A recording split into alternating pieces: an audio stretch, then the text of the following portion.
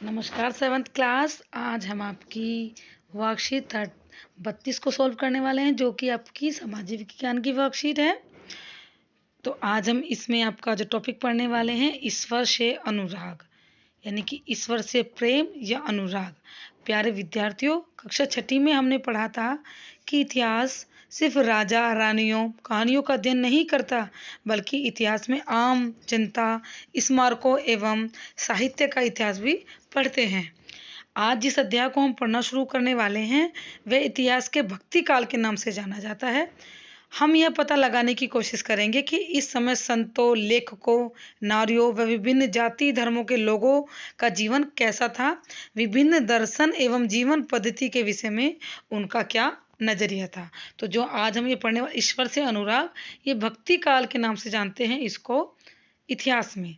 देखिए, 7वीं से 9वीं शताब्दी के बीच कुछ नए धार्मिक आंदोलन का प्रादुर्भाव हुआ।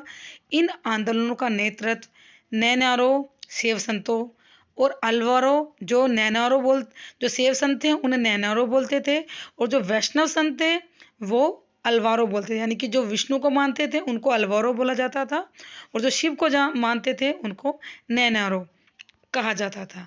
ये संत सभी जातियों के थे। ये शिव एवं विष्णु के प्रति सच्चे प्रेम को मुक्ति मार्ग बताते थे। वो बताते थे कि अगर शिव की पूजा करोगे या विष्णु की पूजा करोगे तो आपको मुक्ति मार्ग मिलेगा। उन्होंने संगम साहित्य, तमिल साहित्य का प्राचीनतम उदाहरण और सामान्य सन यानी ईसवी सन का प्रारंभिक शताब्दियों में रचित में समाहित प्यार और शूरवीरता के आदर्शों को अपना कर भक्ति के मूल्यों में उनका समावेश किया। यानी कि जिस अलग अलग भगवान को मानने वाले लोगों ने अलग अलग अपने भगवान की महिमा बताकर, मुक्ति का मार्ग बताकर उन्हें अपनाने का रास्ता बताया। नैनार और अलवार घुमक्कड़ साधु संत थे। नैनार यानी जो शिव को मानते थे, और अलवार यानी जो विष्णु को मानते थे। वो घूम घूम कर लोगों को अपने भगवान की या उन्हें जीवन में मुक्ति का मार्ग बताते थे। वे जिस किसी स्थानीय गांव में या स्थान पर जाते थे, वहां के स्थानीय देवी देवताओं की प्रशंसा में सुंदर कविताएं रचकर उन्हें संगीतबद्ध करते थे। यानी कि उनके बारे में भी वो उनके भगवान की महिमा को भी गाकर वो सुनाते थे।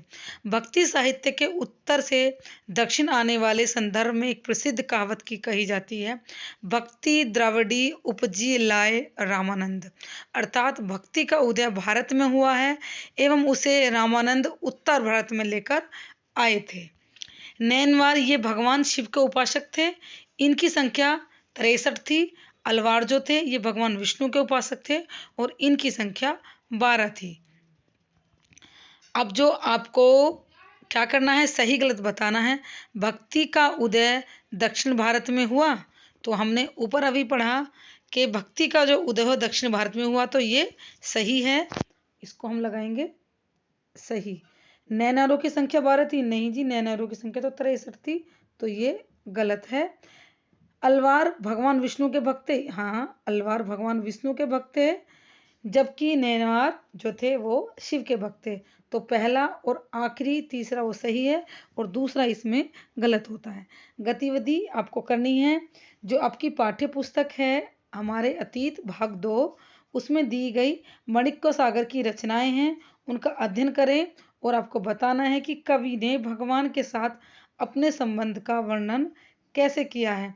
आपको अपनी बुक उठानी है और माणिक्य सागर की रचनाओं को अध्ययन करना है, उसमें उसे पढ़ना है, और उसमें बताना है कि उस कवि ने अपने भगवान की का संबंध उससे कैसे बताया, उन्हें मित्र बताया है, उन्हें अपना इष्ट बताया है। तो आप अपनी बुक में पढ़कर इसको बताएंगे। बच्चों, बाकी वर्कशीट आपकी बड़ी आसान सी थी, पढ़ना था और 3 क्वेश्चन का आंसर देना था। तो अगर आपको वर्कशीट समझ आई हो तो वीडियो को लाइक करना ना भूलें। Thank you.